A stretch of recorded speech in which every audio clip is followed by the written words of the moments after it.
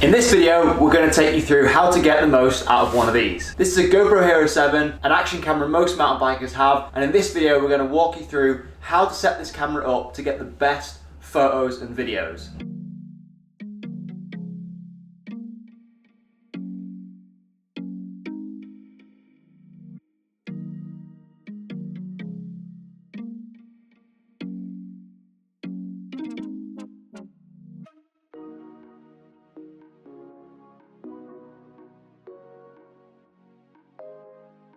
Most of the footage that we film on when we're out on the trail is obviously on a GoPro because it's so convenient. They're pretty damn easy to use once you get the gist of it. If you're sat in the boat now watching this and you're thinking, I don't have a GoPro, but I'm thinking of getting a GoPro, should I buy the Hero 8? Or maybe you've got Hero 6, 5, 7, and you're looking, is it worth upgrading to the Hero 8? Make sure you stick around and I'll show you exactly why you don't need to upgrade necessarily to Hero 8 and why, even if you've got a Hero 4 or 5, you can still get damn good video quality to document your mountain bike adventures.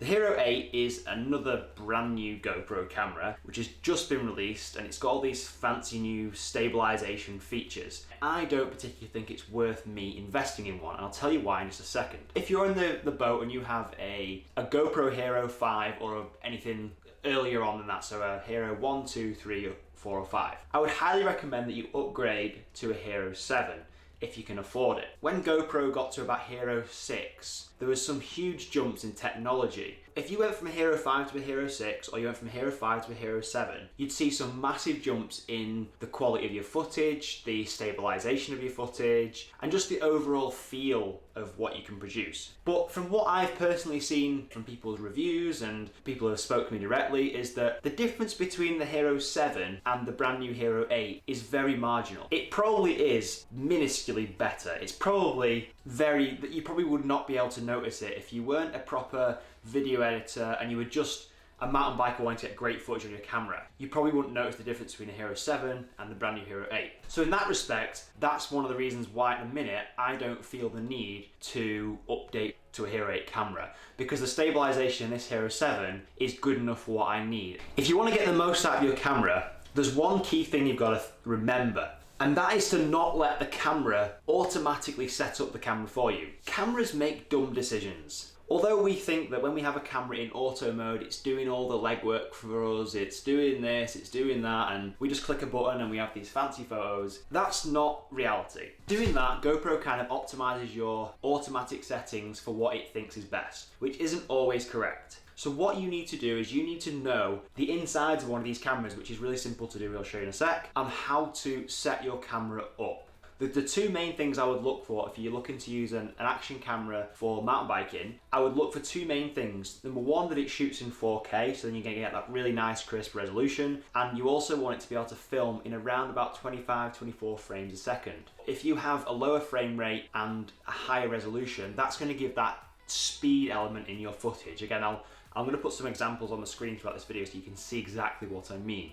Another thing as well to consider when you're buying a camera is that it has good audio. Now these cameras here, these action cameras are fantastic, but the audio quality on the newer cameras, I personally don't think, and after watching a number of YouTube videos, isn't as great as the previous models. So we've got to get in and do some slight modifications so we can make the most out of our camera's audio. I don't want to watch a video with bad audio. It's really annoying for you, the viewer, when you're sat trying to listen to what the person is saying and think the sound's muffled, it's not crisp. It's just annoying. So we need to find a way around that and actually have really good crisp audio so you make a video that your viewer feels like they're in the action, they're experiencing everything that you felt. So what I first thought I'd do is take you through a couple of my go-to settings for video. And then once we've done that, we'll talk a bit more about how to optimize the camera for a couple of specific scenarios so you can get the most out of this little bad boy. And so we're now connecting the GoPro to the phone and we can take full control of the settings in here. So you'll notice that we've got a number of things going on here. This is going to be solely for video. Now, I usually keep all my stuff between different cameras on the aspect ratio 16:9. That just keeps a good, consistent feel for all my videos. Now, if we go into resolution, you've got an option here of all different kinds of resolution. I would go as high as you possibly can, so we're going to keep it at 4K. And the reason you want 4K is just because it's basically the best quality. Frames per second.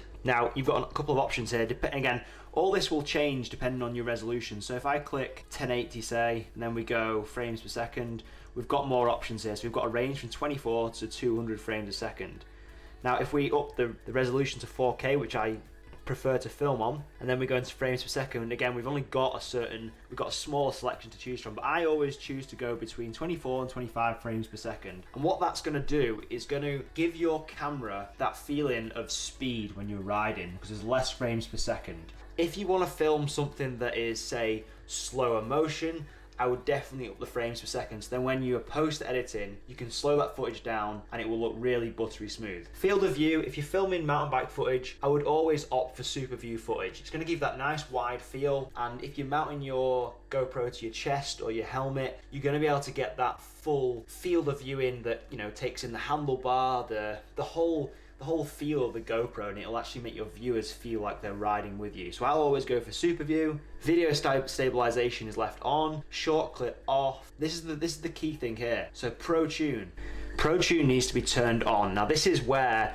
the rubber meets the road and how you can really, really amp up your GoPro footage. So turn Pro Tune on, and I'll show you through some of the settings and what they actually mean now. So shutter speed, I generally like to keep that on auto, just because then the shutter speed will adjust to what lighting situations I go into without me having to worry about it. EV comp, now sometimes depending on where I'm riding, I would actually drop this to about minus 0.1. And what that's gonna do is gonna save some of the shadows. So when we're post editing, we can bring out more color and more vibrance in the video footage. You know, for this video, I just keep that in the middle at 0. ISO minimum, keep that to 100. ISO limit, I've got that set to 800. Sometimes I will go up to about 1600 if I'm filming in some darker locations.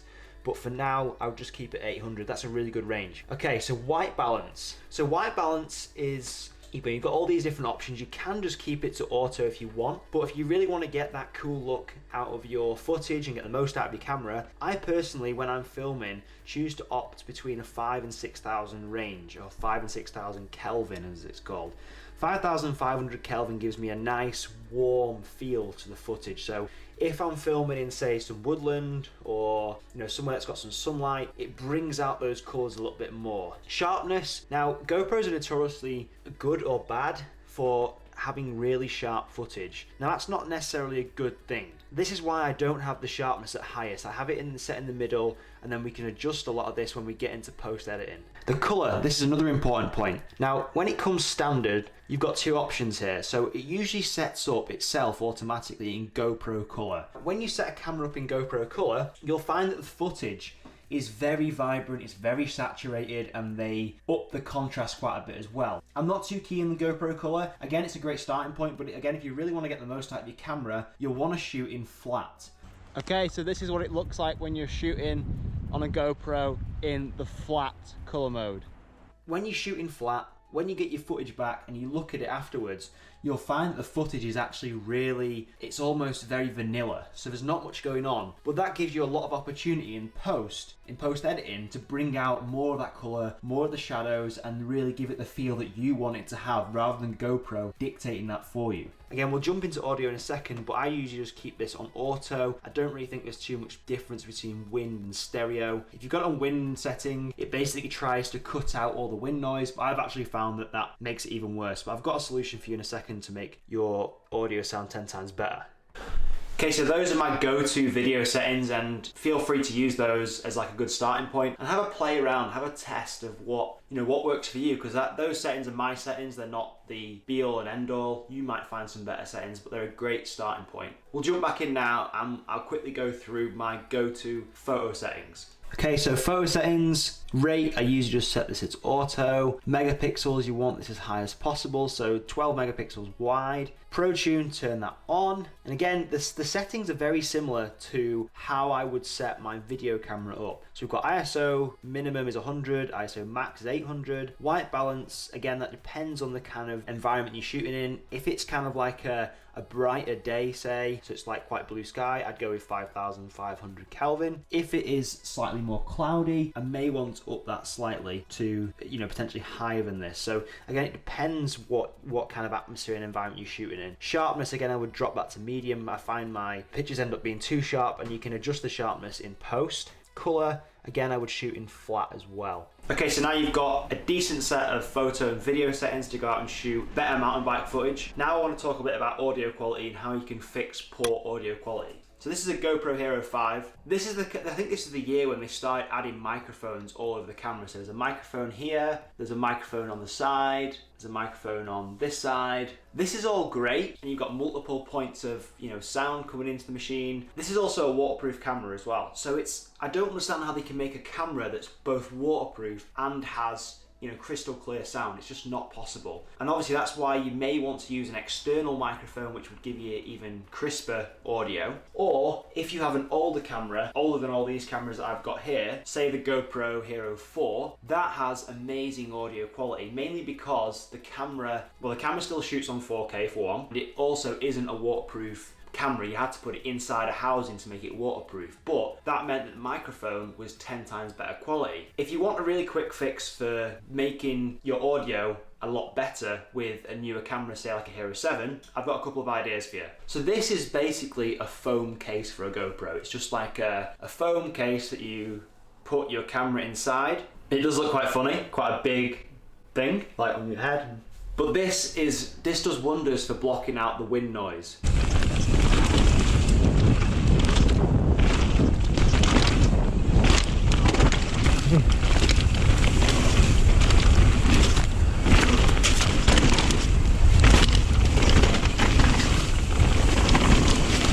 So this is a great little gadget, and it's really inexpensive. Maybe you can pick these up for $5, $10, £10, whatever, probably even less than that, for a couple of these foam shells, if you like, that will stop the wind from getting in. Another option as well, you can actually pick up, you know, stick-on moustaches, like Velcro-y moustaches. You can pick those up for next to nothing, and you can literally cut those out with a bit of DIY, and you can actually stick them over the microphone ports, which will do the same job as this, but it will look a little less, it doesn't look as big. I've personally used this quite a lot, just because it's handy, it's convenient, generates really good audio quality. Again guys, make sure you check out the description below.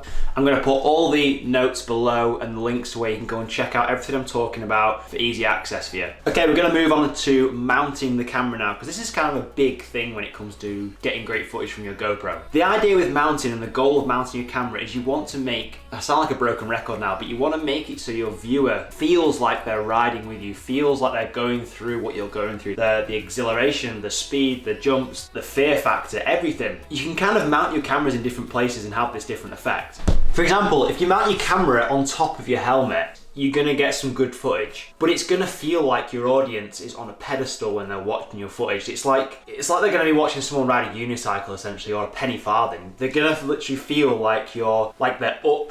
Like, it just feels and looks really weird. It feels like the speed perception is completely different. It doesn't look like it's supposed to feel. And it can be a kind of inefficient way to use your camera. Same if you mount it on the side as well, that's the same kind of vibe I get. But if you've got a full face and you mount the camera under the peak like this, you will get a much better perspective of your riding, and you'll actually make your viewers feel like they're coming on the ride with you. I've also seen some people mount their cameras under the chin piece here, which is also a good idea. Doing this, so mounting your camera here or under the chin piece here, and you've got the super view wide mode on, you'll actually get a really good perspective and viewer field of the trail, the handlebars, maybe a bit of top shoe as well, but not too much, but it's all like in proportion, so everything looks like it is like you're seeing it. And then we've also got the chest mount as well. Again, another fantastic mount for getting great use out of your camera and creating some great mountain bike footage. The one thing to remember though when you've got it mounted in your chest is you want a good angle. angle. Obviously you don't want it pointing at the sky, so then you're just filming your chin in the sky. Point it too far down, you're just gonna end up seeing no trail whatsoever. The viewers are just gonna end up seeing your top tube and your wheel moving around.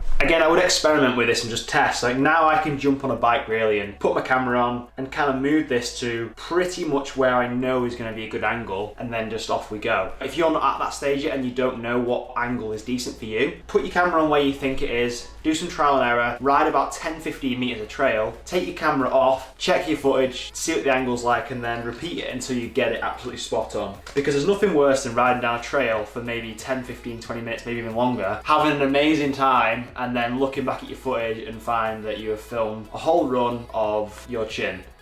Now I'm going to give you a couple of recommendations as to what accessories that I would look to buy. Now when it comes to accessories, there are absolutely dozens and dozens and dozens of them on the market for a GoPro. You don't necessarily need all of them, but there are a couple of key ones that I would look at first of all. First one is this. This is GoPro's very own chest mount. Now I've tried and tested a lot of these, and trust me, do not shortcut this and go and buy a cheap knockoff. This chest mount may be a bit more expensive than the others out there, but the bigger price tag is definitely worth it. This bigger chest plate mount sits a lot more securely, more comfortable, and will stop the camera rattling around when you're riding. A lot of the other mounts that I've used, chest mounts, are a lot smaller, a lot cheaper. They move around and stuff. You don't want that. You want it to stay still so you get some decent footage. They're about £5, maybe $5 more than the other ones. Pay the extra $5 and it would pay off tenfold. Again, when it comes to mounts for cameras, for the GoPro, these are the two mounts that I would use. There's like a flat mount and a raised mount. The raised mount I use generally for when the camera is under my peak or on my chest. The flat one usually when I'm on top of the helmet, which isn't too often at the minute.